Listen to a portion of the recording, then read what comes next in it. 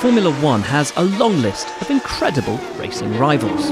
Hunt and Lauda, Clark and Hill, Prost and Senna. This is the opportunity that Senna's looking for! Sometimes they're teammates. Is this the lead now for Rosberg? Hamilton manages to stay ahead. Other times they're wheel-to-wheel in opposing teams. Michael Schumacher leaving Hakkinen nowhere to go at all. And on rare occasions, they're actually siblings.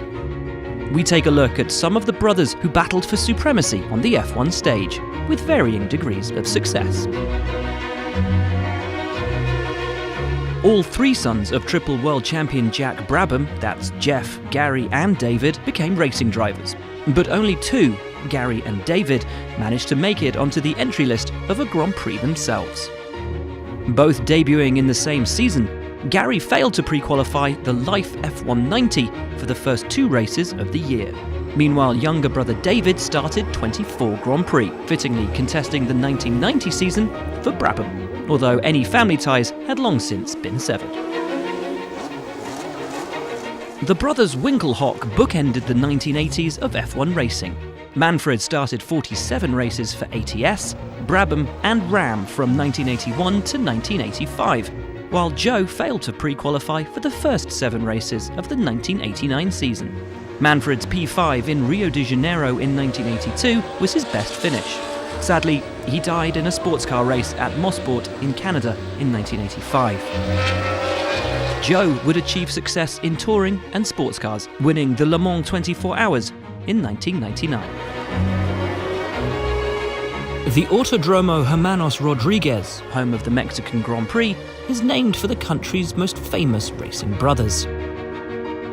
The younger of the two, Ricardo, was the first to make a foray into Formula One, becoming at the time the youngest ever driver to start a race, incredibly qualifying in second place at the 1961 Italian Grand Prix. He achieved a career-best 4th place in Belgium in 1962, but sadly lost his life in Mexico the same year, aged just 20, at the track that would later bear his name. Brother Pedro would make his own Grand Prix debut a year later, starting 54 races and claiming 2 wins and 5 podiums before losing his life in a sports car race in West Germany in 1971. Remarkably, Italian brothers Tio and Corrado Fabi managed to start a whopping 76 Grand Prix between them, while never once appearing in the same race. There's a very good reason for that, in the case of the 1984 season at least.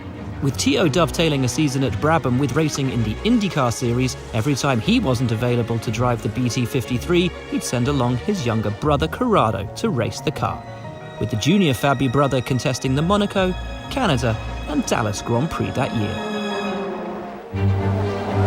And Villeneuve is accelerating away, and Gilles Villeneuve in the Ferrari wins the Monaco Grand Prix. Having become a fan favourite since debuting in Formula One in 1977, cult F1 hero Gilles Villeneuve was joined in the sport briefly and not very successfully by his younger brother Jacques. On paper, Jacques Sr. compared favourably to his more celebrated sibling, winning 2 straight Formula Atlantic titles in 1980 and 1981. But Jacques Sr.'s F1 venture didn't go so well. He tried and failed to qualify for 3 Grand Prix. He almost collided with his brother during qualifying for the 1981 Canadian Grand Prix and was unsuccessful at Caesars Palace with arrows at the following race. He tried once more, racing for Ram in 1983, the year after the death of Gilles at Zolder, but didn't make the starting grid. 1979 saw Jody Scheckter crowned world champion.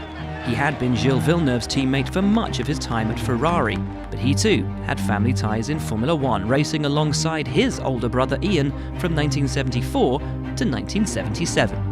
Ian couldn't quite distinguish himself on the same level as his younger brother. A career high came with a 10th place finish at the 1977 Dutch Grand Prix, but was also a race in which Jody finished on the podium in 3rd. A full 12 years before Jackie Stewart made his Formula One debut with BRM, his younger brother Jimmy had put the Stewart name on the Formula One grid, starting his one and only Grand Prix at Silverstone in 1953. Sadly, that was it in Formula One for Jimmy, who moved over to a more successful career in sports cars. And while Jackie would go on to be considered one of Formula One's greatest of all time, with 27 Grand Prix wins and 3 World Championships to his name, he later touchingly credited his brother for his success.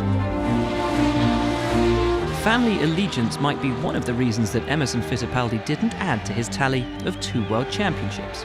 Why? Because having driven and won titles with both Lotus and McLaren, Emerson decided to jump ship and join up with his brother Wilson to race for the family-run Fittipaldi squad in 1976. Wilson debuted in Formula One during the 1972 season, the year in which his younger brother claimed his first World Championship, and he raced up until 1975, driving his final season in his own Fittipaldi FD01.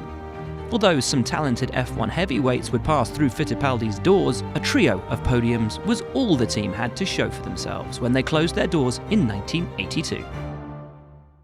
Barrichello takes both of them. Michael goes down to 5th place. He had to shuffle his brother out of the way to let his teammate through.